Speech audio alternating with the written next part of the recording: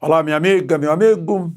Hora do nosso encontro neste domingo, 13 de agosto, dia das manifestações, mas hoje eu vou começar com uma nota triste, vocês já devem ter visto. Eu postei aqui no X, no dia, que foi no sábado, letras em funeral. José Roberto Guzzo, 82 anos. O jornalismo perde seu texto mais brilhante, mais destemido. Guzzo turbinou a Veja, inspirou a Oeste, valorizou o Estadão, a Gazeta do Povo, foi modelo de jornalismo atento e crítico. Permanece em nós como inspiração. O corpo de J.R. Guzzo foi sepultado neste domingo pela manhã no cemitério de Congonhas, em São Paulo. Bom, num dia como hoje, em 1920, nas Olimpíadas da Bélgica, Antuérpia, o Brasil ganhou sua primeira medalha de ouro. Foi literalmente um paraense, Guilherme Paraense, nascido em Belém, tenente do Exército, no tiro. Não só a medalha de ouro, como ouro e bronze em outra modalidade. Ele atirou com o revólver dele, a equipe passou, foi num navio mercante que chegou a Lisboa, pegaram um trem, roubaram as armas da equipe, a dele não, né? Mas ele é mais conhecido na Europa que no Brasil. Ele morreu no Rio de Janeiro já com 83 anos. Era um tenente usando barba naquele tempo. Hoje só tem uma família de militares que tem uma autorização expressa para manter a tradição usando barba. Bom, e num 3 de agosto, em 1936, outra Olimpíada, a de Berlim, 100 metros, Jesse Owens, negro, campeão, ganhou dos alemães, a raça superior na época. Hitler estava na tribuna vendo a vitória de um americano e de pele preta. Em 2015, José Dirceu é preso pela Lava Jato. Já tinha sido condenado pelo Mensalão. Por coincidência, hoje é um dia, um encontro nacional do PT. Foi um encontro de ex-presos. Estava lá José Dirceu, Delúbio, José Genuíno e Lula. Bom, vamos ao que está acontecendo nesses dias, principalmente no dia de hoje. Lembre-se de se inscrever e ao final de deixar o gostei ou não gostei.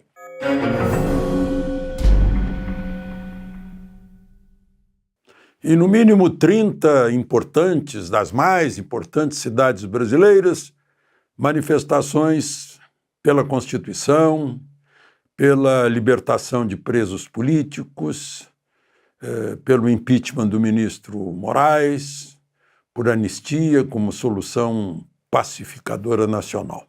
A maior delas foi na Avenida Paulista. Eu assisti pela Oeste. Imensa. Avenida Paulista cheia, lotada. Nicolas brilhando no palanque. Olha só, eu não sei por que as pessoas fazem questão de se mostrarem ridículas. O Estado de São Paulo publica o seguinte título, me chamou a atenção. Em trio elétrico esvaziado, bolsonaristas pedem anistia e criticam Moraes e Lula na Avenida Paulista. Em trio elétrico, e realmente não tinha uma multidão em cima do trio elétrico, tinha uma multidão na Avenida Paulista. Sem Bolsonaro, sem governadores, um povo. Quem lidera, qual é a origem do poder? É o povo.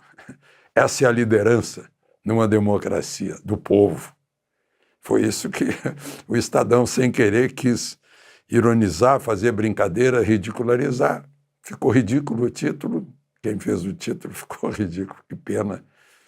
No dia que a gente lembra de um grande jornalista dando exemplos, E depois pegam, lá no G1, pega sempre. A USP disse que tinha 37.600 pessoas. Eu vi aquela massa e fiz o cálculo sabendo das medidas. Largura 55 metros, de esquina a esquina 100 metros, 5.500 metros quadrados. Olhei, está todo mundo apertadinho, 4 por metro quadrado. Já tem, de esquina a esquina já tem 20 mil. Aí você olha quantas esquinas tem, você vai chegar em algo entre 200 mil e 300 mil, e não 37.600, não é? Mas, enfim, isso é secundário.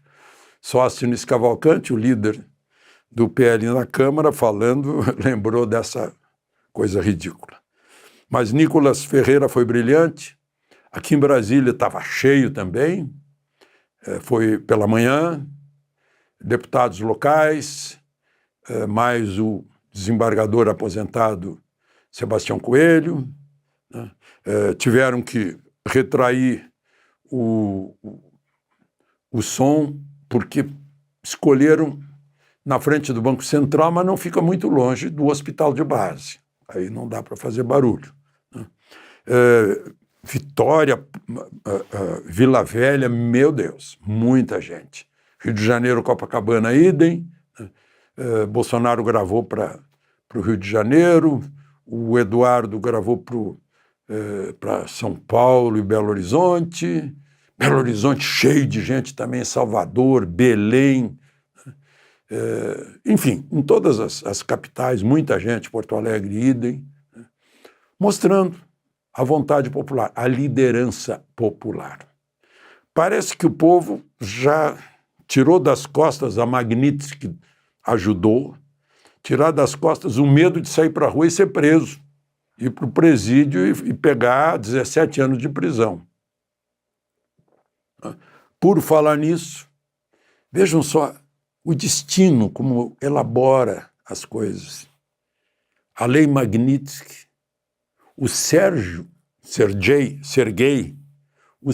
Magnitsky, que esteve preso, torturado, hoje é o Daniel Silveira, com problema de perna, com risco de vida. Ontem foi o Clesão, que morreu na prisão como Sergei Magnitsky.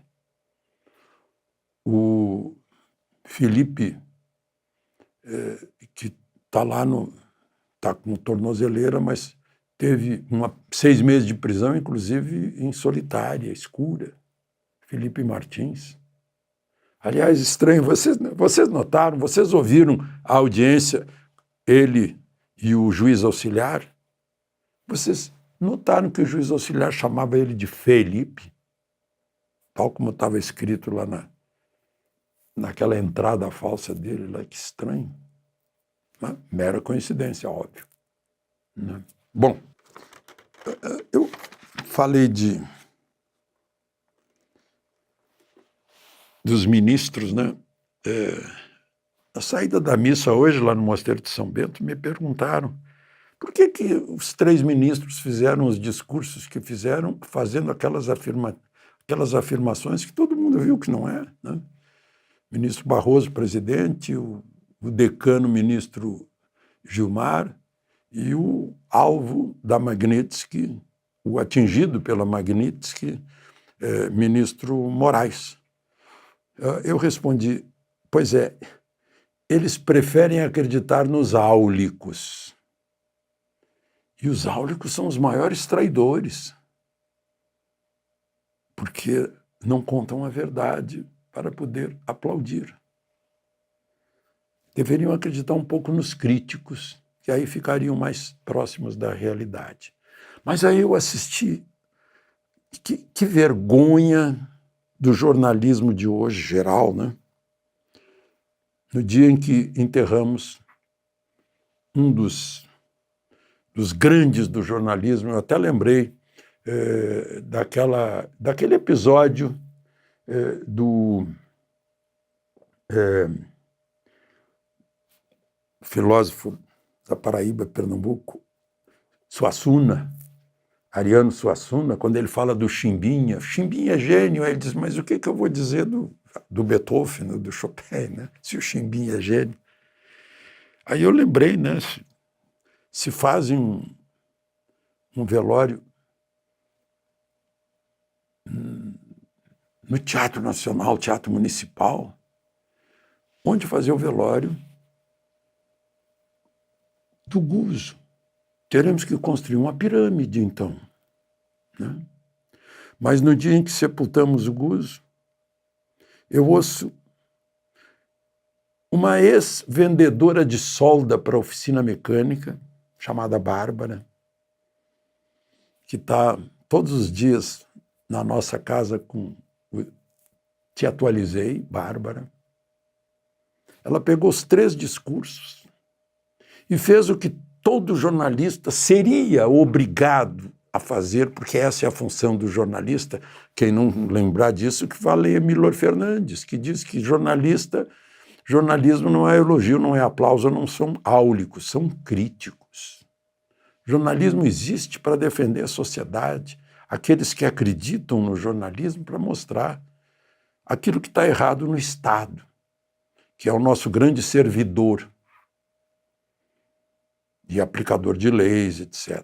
Ela pegou cada um dos discursos dos 3, Moraes, Barroso, Gilmar, e foi nos arquivos de vídeo e mostrou por que aquilo que eles disseram agora não é aquilo que disseram antes, nem aquilo que realmente aconteceu e que está acontecendo. Ela fez o que o jornalismo deveria fazer. Está ensinando. Para mim, ela é a melhor jornalista que temos aí, a melhor repórter, investigadora. Ela é bárbara. Bom, Lei Magnitsky. Eu também postei no X um pouquinho de Lei Magnitsky, só para lembrar. A Lei Magnitsky não vai salvar o Brasil, porque quem pode recuperar as liberdades fundamentais e a Constituição são os brasileiros. Mas a Magnitsky sacode a nossa responsabilidade e os nossos brios. Eu diria que está sacudindo também os brios do Senado, que reabre nessa segunda-feira, junto com a Câmara. A Câmara tem lá um projeto de anistia para examinar, para pensar a respeito, que nós temos aí Sergei Magnitsky no solo brasileiro, gente morrendo na prisão, gente na solitária na prisão para ver se confessa, né? Gente doente na prisão que não é tratada, né? Ou que é mal tratada. Vai abrir agora Câmara e Senado. Aí eu vi um levantamento feito, parece que foi o Nicolas que andou fazendo, ou ele próprio fez, ou alguém fez para ele. Dos 81 senadores, são necessários 54 para aprovar um impeachment de ministro do Supremo. Tem 34 já claramente favoráveis, 19 claramente contra impeachment. E estão relacionados 28 indecisos. Então, se não, desses 28, se 20 não vierem a favor do impeachment, não tem impeachment lá no Senado. Só para lembrar, porque eu já vi o ministro, um dos discursos de que eu falei na reabertura do semestre do Judiciário, foi o ministro Moraes falando em a inconstitucional anistia. Não, está escrito na Constituição, no artigo 48. 48. Cabe ao Congresso Nacional a concessão de anistia. Não diz que cabe ao Supremo, cabe ao Congresso. Portanto, não cabe ao Supremo negar a anistia, porque cabe ao Congresso dar a anistia. De Brasília, Alexandre Garcia.